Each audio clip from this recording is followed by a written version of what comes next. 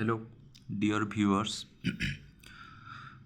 हम कोरिलेशन तो जानते हैं। कोरिलेशन से हम दो जो बाइवेरिएट डाटा है उसके बीच में जो रिलेशनशिप है उससे कैलकुलेट करते हैं। पर कोरिलेशन में एक और भी टॉपिक आता है, उसे हम बोलते हैं कोरिलेशन रेशियो। आज इजीली हम समझेंगे कि कोरिलेशन रेशियो हम इस्तेमाल क्यों करते हैं। हम जब कोरिलेशन यूज करते थे तब हमें बताया जाता था कि जब हमारे टू वेरिएबल्स मतलब एक बाइवेरिएट डाटा होगा तभी तो उसी के बीच में हम उसका रिलेशन पता कर पाएंगे। तो फिर जब हमारा रिलेशन जब लीनियर रिलेशनशिप होगा, मतलब कि उस दोनों डाटा को जब हम ग्राफ पे प्लॉट करेंगे तो फिर हमारा एक स्ट्रेट लाइन बनता होगा। तभी जाकर हम काल्पियर्सन्स कोरिलेशन कोएफिशिएंट को यूज कर सकते हैं, जिसका फार्मूला तो आपको पता ही होगा। RxY is equal to covariance of XY divided by sigma X into sigma Y। इससे हम इसको कैलकुलेट करके हम उसके अंदर का जो कोरिलेशन है वो 0.91 और एनीथिंग उसको हम कैलकुलेट करते थे। पर जब हमारा जो डाटा है वो एक स्ट्रेट लाइन में ना रहे, मतलब कि जब हमारा ऐसा डाटा दिया हो गया हो जहाँ पर हमारा कर्व कुछ ऐसा हो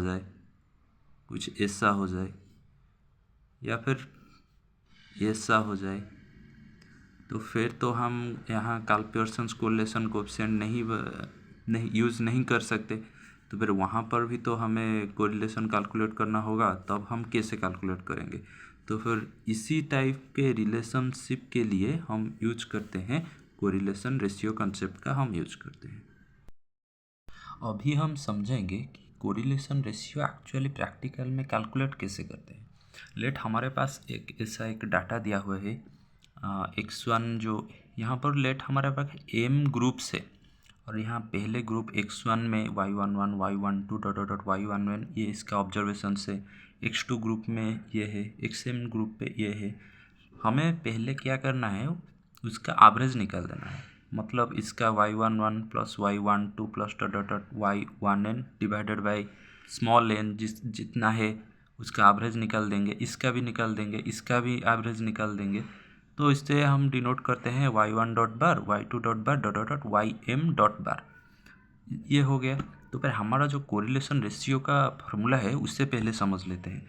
हमारा जो कोरिलेशन रेशियो है इसे हम ईटा स्क्वायर YS के रूप से हम इसे बोलते हैं। तो फिर इसका फार्मूला है 1 - sigma EY square divided by sigma Y square equal to, इसे सॉल्व कर देंगे तो ऐसा बोल रहा है। अभी मैं बताऊंगा कि सिग्मा Y स्क्वायर क्या है और सिग्मा EY स्क्वायर क्या है।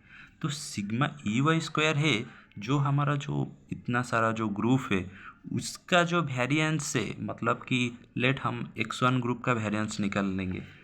उससे हम X1 ग्रुप का हम वेरिएंस निकाल लेंगे।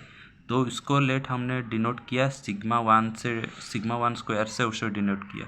तो इसका वेरिएंस कितना होगा, इसका हमने मीन निकाला था। तो फिर इसका वेरिएंस होगा summation Y1 dot minus Y1 dot बार का स्क्वायर डिवाइडेड बाई जितना है इसका वेरिएंस निकल जाएगा। फिर हम X2 ग्रुप का वेरिएंस निकल लेंगे। लेट सिग्मा 2 स्क्वायर उसका हो जाएगा समेसन Y2 डॉट बार minus Y2 dot minus Y2 dot बार का स्क्वायर डिवाइडेड बाई N2। तो फिर ऐसे ही हम जो जितने भी ग्रुप्स हैं उसके सारे हम वेरिएंस निकाल देंगे। तो सिग्मा ई स्क्वायर क्या है, जितना वेरिएंस निकला उसका सम है। Sigma 1 square plus sigma 2 square plus dot plus sigma n square, जो जितना भी निकलेगा वो है हमारा सिग्मा EY स्क्वायर। थोड़ा लेंदी है पर हमें ऐसे ही कैलकुलेट करना है।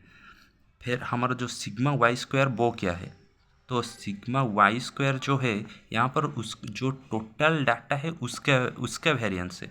मतलब कि हमें इसे कैसे कैलकुलेट करना है, हमने Y बार कैलकुलेट करना है। पहले हमने तो ईच ग्रुप का मीन निकाला था, अभी हम निकालेंगे होल ग्रुप का मीन।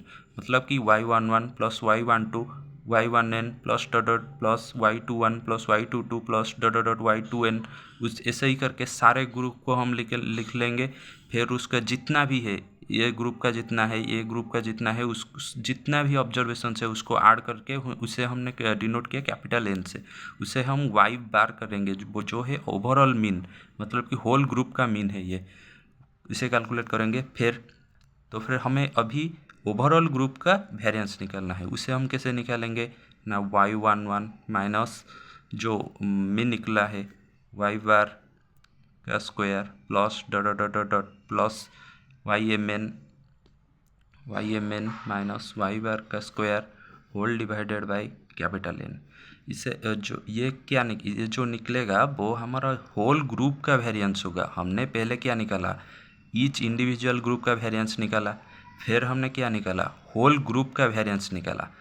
अभी हमारा जो कोरिलेशन रेशियो है उसका फॉर्मूला क्या है, eta yx square is equal to 1, उसे हमने ऐसे लिख दिया था, सिग्मा y का स्क्वायर माइनस सिग्मा EY का square divided by sigma y का स्क्वायर। तो फिर हमें क्या करना है, ये जो निकलेगा इसका कुछ तो वैल्यू निकलेगा ना, इससे लिखना है माइनस सिग्मा EY का स्क्वायर, ये जो निकला है उसको लिखना है डिवाइडेड बाय ओवरऑल ग्रुप का वेरिएंस, उससे निकलना है। हमारा जो वैल्यू निकलेगा वही होगा हमारा कोरिलेशन रेशियो। यानी कि जो हमारा ये जो डाटा है जहाँ पर हम Karl Pearson's correlation coefficient use नहीं कर सकते थे, वहाँ हम ये इस्तेमाल करके इसका उसके अंदर का जो रिलेशनशिप है उसे हम निकाल सकते हैं।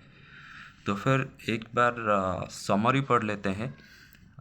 हमने पहले Karl Pearson's correlation coefficient use करते हैं, क्यों, हमारे पास जो लीनियर रिलेशनशिप है उसे कैलकुलेट करने के लिए हमें Karl Pearson's correlation coefficient formula use करते हैं, और उसके दोनों के बीच जो बाइवरेट डाटा है उसके बीच का हम रिलेशन निकालते हैं। पर जब हमारा डाटा उससे जो XY जो है उसे प्लॉट करने पर जो लीनियर ना हो, इससे कर्व भी लीनियर हो या फिर ऐसे तरीके से लॉजिस्टिक कर्व बन जाए, तो फिर वहाँ पर हम रिलेशनशिप कैसे कैलकुलेट करेंगे। तो फिर हमें इस फार्मूला को यूज करके हम इसे कैलकुलेट कर सकते हैं। Thank you.